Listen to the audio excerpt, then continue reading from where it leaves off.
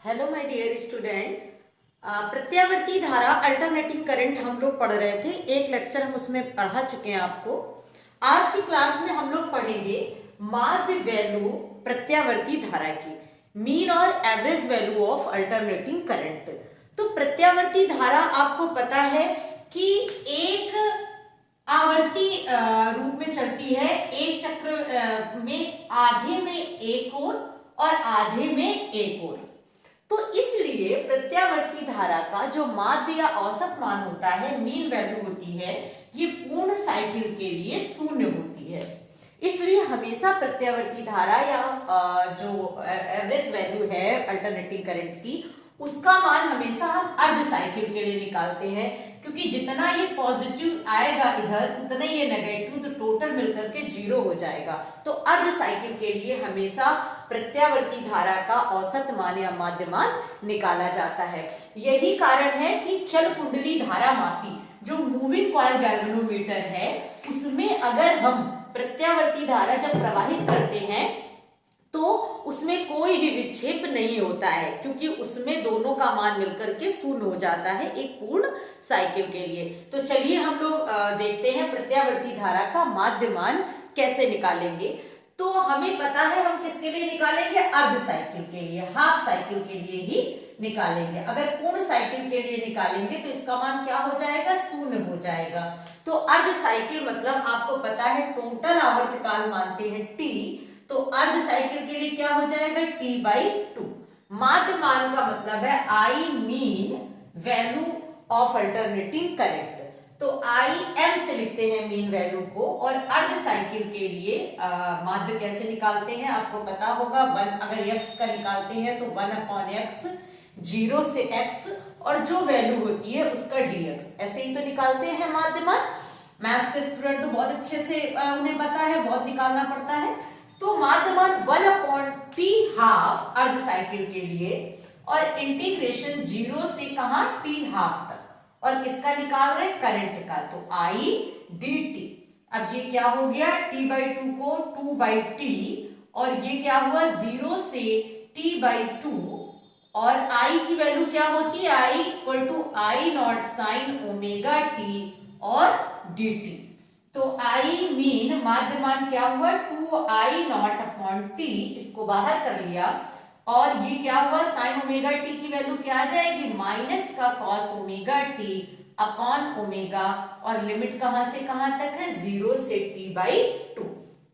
तो ये आ जाएगा माइनस का 2I0/t और ओमेगा, और ये कॉस ओमेगा टी की वैल्यू एक बार अपर लिमिट लिखेंगे तो कॉस ओमेगा टी की जगह क्या लिखेंगे, T/2, माइनस एक बार लोअर लिमिट लिखेंगे तो कॉस 0।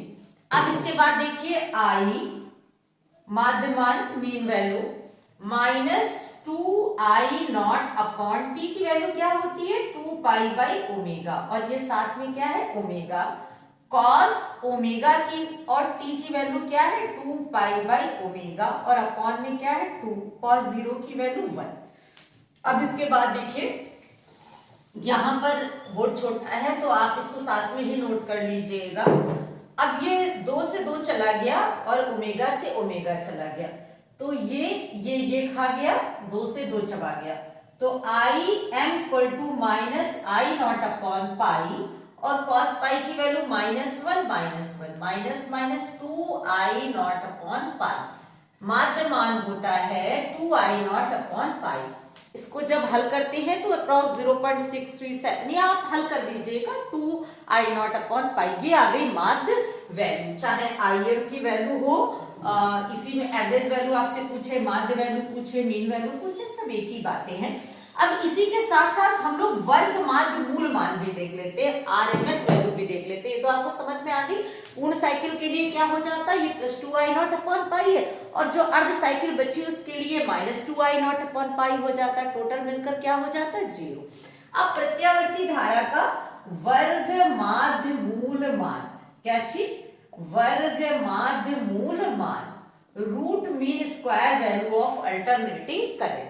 तो पहले तुमसे क्या कह रहा, वही सुनो जो कह रहा, वर्ग, फिर कह रहा माध्य जो भी आपने निकाला है, और फिर कह रहा मूल। तो तो साथ में क्या कर लो, वर्गमूल। तो वर्ग माध्य मूल, तो वर्ग माध्य मूल, तो स्क्वायर और मीन और रूट उल्टा, रूट मीन स्क्वायर, ठीक है। तो IRMS से इसको लिखते हैं। तो इसको कैसे निकालेंगे, ये तो पूर्ण साइकिल के लिए निकालेंगे क्योंकि वर्ग हो गया, किसी भी नेगेटिव वैल्यू का वर्ग भी पॉजिटिव आ जाएगा। तो ये रूट और इसका माध्य कैसे निकालते हैं, ये कितने के लिए निकाल रहे हैं, पूर्ण साइकिल के लिए। तो 1/t और 0 से t, और I स्क्वायर है ना, तो I स्क्वायर, I की वैल्यू क्या थी, I0 साइन ओमेगा t, और इसका स्क्वायर, और ये क्या है, dt। तो ये आ जाएगा रूट 1/t और 0 से t ये, और I0 square sine square omega t और dt। Sine square omega t की वैल्यू क्या होगी, आपको पता है, cos 2 ओमेगा t क्या होता है, 1 - 2 साइन स्क्वायर ओमेगा t। इसको रफ कर दे ऊपर का, आप ये नोट कर लीजिएगा, बोर्ड छोटा है, ये बात बार बार कहते हैं इसलिए हमें हटाना पड़ता है सामने से। तो IRMS वैल्यू कितनी है, रूट 1/t और ये क्या है, I0 स्क्वायर 0 से t sine square omega t की वैल्यू क्या आ जाएगी, 1 - cos 2 ओमेगा t अपॉन 2 और dt। तो ये आ जाएगा, ये निकल कर आएगा I0 स्क्वायर रूट में अपॉन 2 भी बाहर कर ले, 2 टाइम्स t।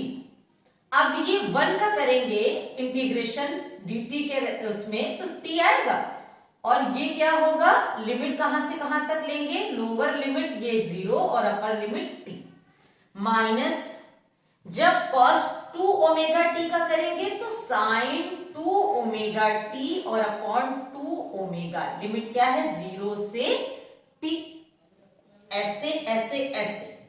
अब ये क्या है, root I0 square upon 2 times t, अब upper limit minus lower limit, minus 1/2 omega और upper limit sine 2 omega t minus sine 0।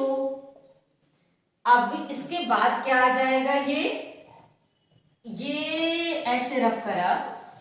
अब इसके बाद क्या है, I0 square upon 2 times t, अब ये t माइनस 0 का क्या आया, t माइनस 1/2 ओमेगा, साइन 0 0 होता है, 2 ओमेगा और t की value 2 pi by omega, omega से ओमेगा चला गया।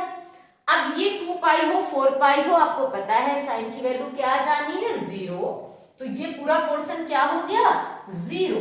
तो इतना बचा root I0 square upon 2 times t into t को t खा गए, तो क्या बचे,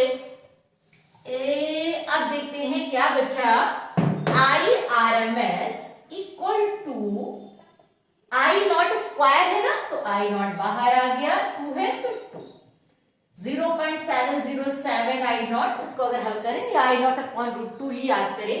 अच्छा, अगर VRMS निकालना होता तो वो भी आता, V0 अपॉन रूट 2, ERMS तो E0 अपॉन रूट 2। ये हो गया वर्ग माध्य मूल मान, जो कि पूर्ण साइकिल के लिए है, और माध्य मान आपका अर्ध साइकिल के लिए था। थैंक्स लास्ट तक